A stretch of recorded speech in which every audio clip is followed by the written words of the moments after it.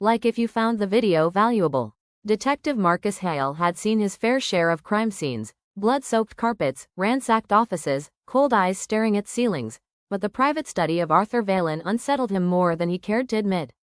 Valen, a wealthy accountant with ties to half the city's elite, had been found slumped over his desk, a neat bullet hole in his temple. The gun lay close by, but Marcus wasn't buying the idea of suicide.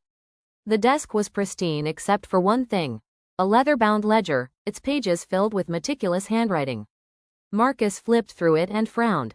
Instead of numbers and balance sheets, the ledger recorded names. Dozens of them. Politicians, judges, businessmen. Each name was followed by cryptic notations, percentages, dates, and, more chillingly, red ink crosses. The last entry stopped him cold. It read, Marcus Hale 08-16. Today's date. His stomach tightened. Whoever had killed Valen wanted him to see this. The department wanted it closed as a suicide, simple, quick, no fuss. But Marcus dug deeper. He met with Valen's secretary, Lydia, who trembled as she spoke. Mr. Valen kept records. Blackmail material. He said if anything happened to him, it would all come out. She leaned closer, whispering, but he trusted the wrong people. Marcus took the ledger home, locking it in his safe. That night, while he poured himself a drink, the phone rang. An unfamiliar voice rasped, "Put the book back, detective, or you'll end up like him."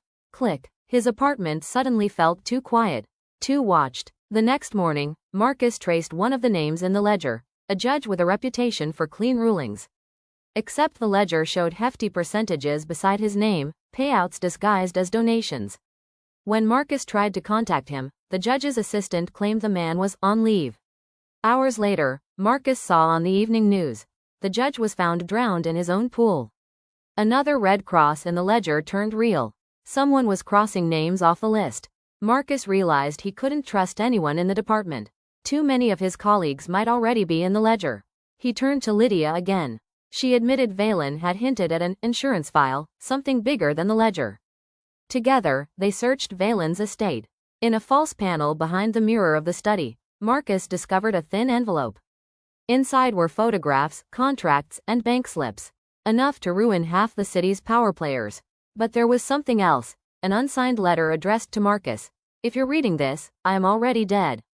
I kept the ledger to keep them at bay, but the insurance file, that's the real weapon. They'll kill for it. They'll come for you. The final ledger isn't just a record. It's a death list. And you're next. Marcus's pulse hammered in his ears. The message wasn't vague paranoia. It was prophecy. That night, as Marcus drove home, headlights flared in his rearview mirror. A black sedan tailed him, closing the distance fast. He swerved down side streets, cutting through alleys until he finally lost them. He knew then, he had two choices: destroy the ledger and the file, or expose everything and risk becoming the last crossed-out name.